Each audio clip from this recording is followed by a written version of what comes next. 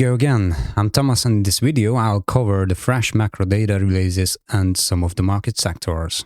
Last week, the Fed and the ECB has raised interest rates again, continues not to print any money, and does not plan to cut interest rates this year. At the same time, Jerome Powell expressed concern about the high likelihood of banking tightening, from which we will mainly feel the higher loan interest rates. However, despite this, they are not deterred from achieving the 2% inflation target, and although QE could begin even with slightly higher than 2% inflation, we still have to wait a long time for that. And now let's see what's going to happen on Monday. We can expect another lazy and very mild Monday, with the European market noting 2 holidays. One for the British and one for the French. Besides that, there will only be a few insignificant pieces of data, such as the monthly German industrial production report, consumer confidence index from the EU, and some data from the United States, but in the absence of standout values, they will not have a significant impact on the market. Surprisingly, Tuesday also promises to be lazy in terms of macroeconomic data. Bank defaults or Putin's assassinations, of course, can still shake the exchange rate if happens. The focus will be more on the Asian region, with household spending reports in Japan, retail sales in Australia, and trade balance data from China, but none of these will have significant impact on the markets. On Wednesday, however, the process will start to pick up. New loan data will arrive from China, and I mentioned earlier that this is important for comparing the Chinese and United States economies and making predictions. So we will try to look into the future by searching for signs of economic recovery. In addition, an M2 money supply will come from China, which will reveal the amount of money circulating in their economy. Alongside the loan data, this information will be significant. Also, the United States CPI numbers are coming, so it will be clear whether last month's increased predictions were accurate based on the inflation expectation data. And if so, the Fed may have to sweat again. We pay close attention to the CPI data every month for entirely understandable reasons. CPI serves to measure the rate of inflation. As the economy slows down, the Fed and other central banks continuously raise interest rates to varying degrees. This makes our lives harder as they tighten the belt more and more. And we also discussed it why. At the same time, inflationary situations must also be considered as variables in the economic process. While last month's monthly CPI data was at least as important as the annual and core data, this month we focus mainly on the last two. The reason is that we already roughly know the trajectory and the why behind the monthly data, and we expect increase from it. However, there are still too many constantly changing factors in the case of the annual and core data. The annual data is currently at 5.0%, which we know is due to the pressure in the energy sector, such as oil and natural gas. These energy carriers are artificially pushed to lower prices and are not allowed to rise until the inflationary environment is also high on the food front. Of course, this will change and there will be more problems, but for now, they have pushed the annual data down to 5% with this method. The annual data, on the other hand, is deceptive as food and energy prices distort the inflation data of all other products, such as durable and non-durable goods. And what bothers the Fed the most right now is that these products shows increasing inflation. The core data, which excludes the inflationary data of energy and food prices, provide a clear picture, but they are broken down monthly. So we monitor the rate of monthly increase and not specifically the overall current situation. Therefore, after a 0.5% data, getting 0.4% means that if a shoe, for example, cost $100 last month, with a 0.5% increase, it became $100.50. However, the following month's 0.4% is added to the previous month's $100.50. So the increase accumulates, and we don't handle the decline of this data as in the case of annual CPI. Currently, we can say that after a stable increase, the data has been consolidating for 3 months, around 0.4% and 0.5% monthly, meaning that everything will be more expensive on average month by month. The Fed can be successful in pushing down this data if it can keep it stably at 0.2% or below. Until that happens, this data will support an increase in interest rate decisions. However, it is not enough to go down there just once. It must be maintained for many months for two reasons. One is that the Fed must be sure that it did not fall there due to an anomaly, but persistently. On the other hand, the reason for the decline in data is, of course, present, but it slowly exerts its positive effect. So until that happens, the Fed cannot ease in terms of increases. If the Fed wants to push down both the annual and the core CPI data, it must slow down the economy more so that people do not buy more. This seems like a mission impossible because it requires changing human habits by force. Slowing down the economy fundamentally has a negative impact on the country's currency as GDP also slows down. Since we have observed that they began to take aggressive action against high inflation, we have also experienced the decline of the US dollar. It is not difficult to imagine when this pressure could be removed from the dollar. Therefore, alongside further declining data, we confirm the slowdown in the economy, which is expected to weaken the DXY, so the US dollar index. On Thursday, the United Kingdom takes center stage, but not because the crown.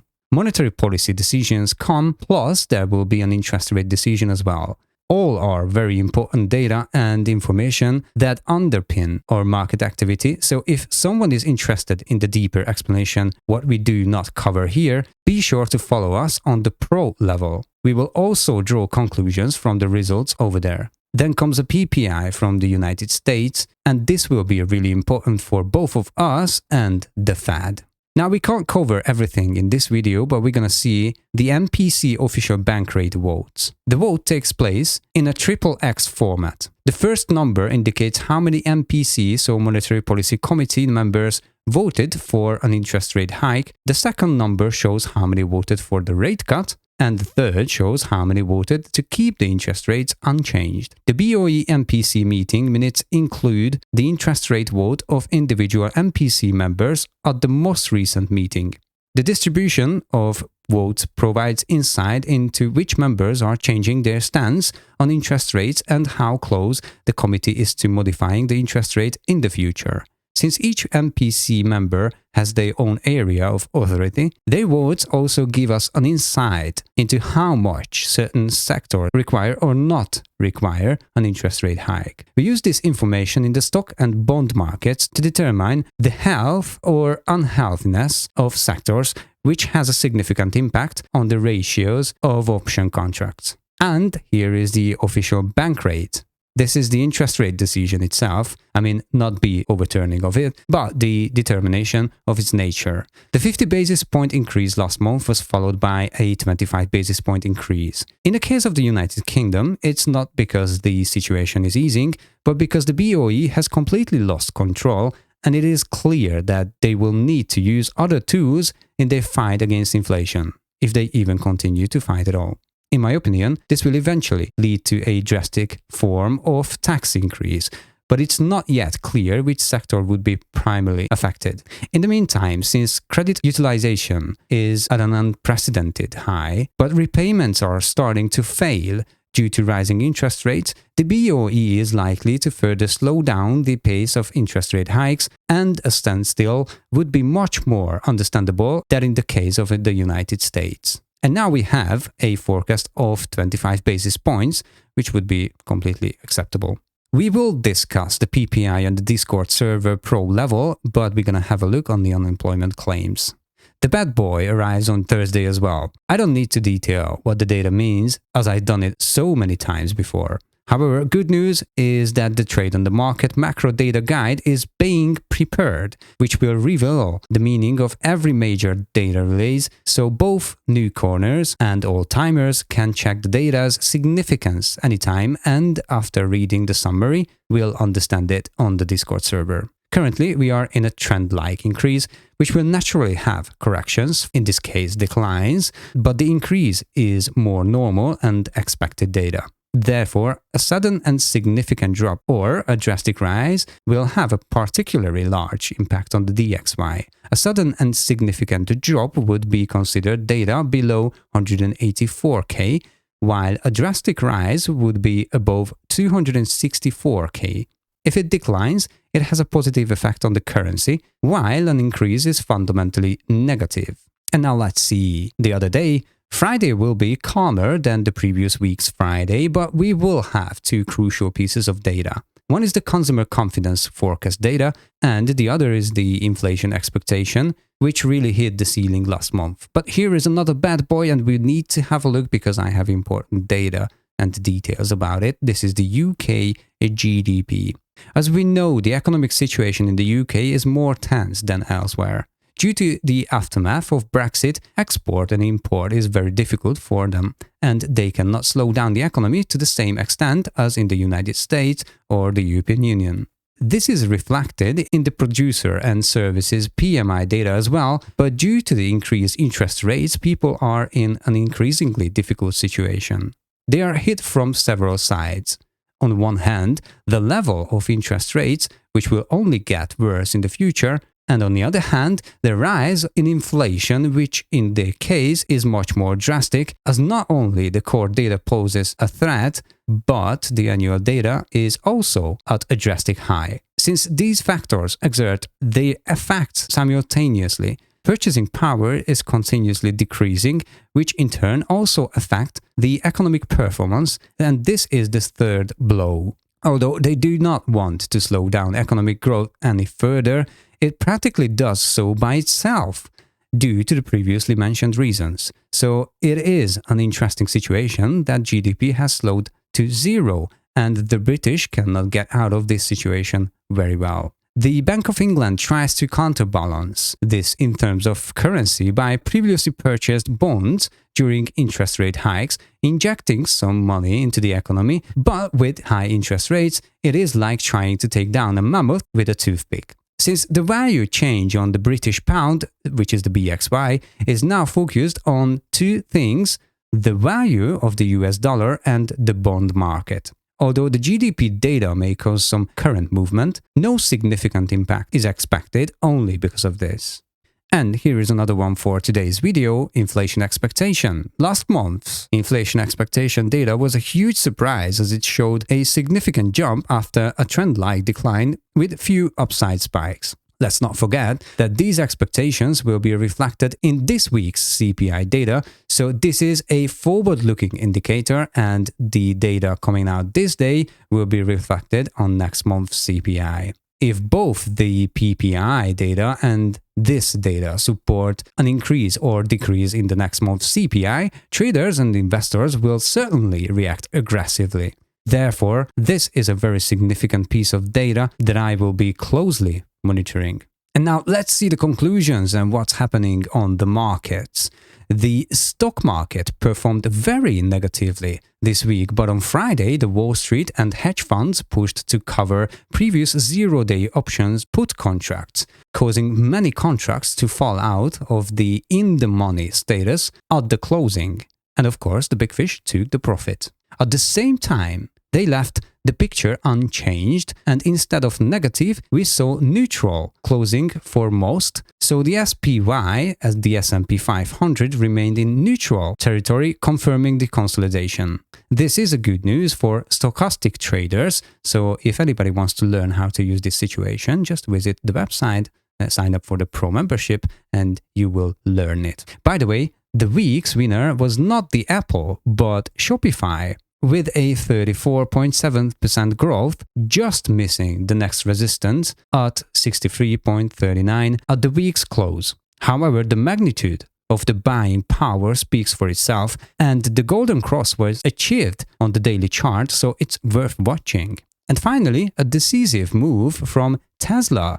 The magnitude of Friday's increase is not important, but the confirmation of the last downward structure break in the RSI, and while the MACD is still in negative territory, is already showing signs of awakening. The price itself is only correcting in a downward building structure, so the crucial question is the behavior of the MACD at the zero line if once it gets there. In this case, the price would attack the 200 EMA on the chart, which, if broken, could mean a clear shift in the balance of power. I'll be patiently waiting for that and watching this 200 EMA, watching the MACD, not only the crossover, but the zero line is the most important. And although it does not belong to this category, gold got scared of the all-time high and took a break. The breakthrough of 2077.07 did not occur this week, but at least we see attempts to break for it. For those thinking upwards, this would be the most important level to watch, practically the only resistance level currently, while those thinking downwards will have to focus on the upper trend line of the 3-year bullish flag due to the sharp drop on Friday, and this trend line's color is pink on the chart. The question will be whether the trend line provides support or falls, so a fundamental retest can be expected in case of a contact, and this is how we will understand this process. On Friday, with the non-farm payroll data, the usual roller coaster took place on the Forex market under the control of the DXY, so those who were not prepared for this suffered losses. Of course, all of this excitement was seen on the lower timeframes, but the technical picture remained unchanged in terms of the daily timeframe for both the US dollar and the euro. The Japanese yen also tried to show a positive picture in the first half of the week, but it failed to turn the balance around, so it fell disappointedly from the scale EMAs on Friday. The double bottom had its effect, but it wasn't strong enough with the increase, so we will continue to wait the momentum here next week. 3 indexes showed significant strength on Friday. The British pound, which we know would be crushed without the DXY's decline, the Canadian dollar and the Australian dollar, but in both cases the technical picture remained unchanged, so I'm skeptical about the rise. Therefore, without breaking boundaries or in the absence of a turnaround in price building, I won't draw hastily conclusions. If you want to know what that means, building of price and what kind of boundaries we're watching, you will find it on Discord server. The crypto market, however, showed its disappointment this week and closed a very negative week overall, which, given the weakening of the US dollar and its long-term consolidation, clearly indicates that the market own strength is weakening in both trading volume and the total market cap. We shouldn't be too surprised by this, as for weeks I've been signaling that the average volume has the characteristics of a crypto winter, so traders are more successful with consolidation scalps focused on lower timeframes. This week, for example, even lower volume than average was observed, but precisely because of this, I also noticed that our pro Discord members were very adept at recognizing the situation, and instead of burning their capital on crypto, many came over to the Forex market during difficult times. This is not a problem, as someone either feels at home in this environment, which is very hard, I accept that, or tries their luck in a safer environment while these conditions persist. The consolidation of the total market cap is largely due to this, and because of this, it still has the potential for the head and shoulders pattern. It is not set in stone that it will form, but if it does, it could bring the value close to the 965 level, which would definitely be felt by all other crypto assets as well. I hope this information was useful for you. Remember, at the pro level, we analyze every major macro data and draw the proper conclusions when they arrive. If you want to join, visit our website, link in the description. In the meantime, I would love to hear your thoughts and opinions in the comment section. If you want to stay informed about next week's data and other useful information, subscribe and turn on all notifications. And if you enjoyed the video, please give us a thumbs up so it can reach more people. See you in the next video.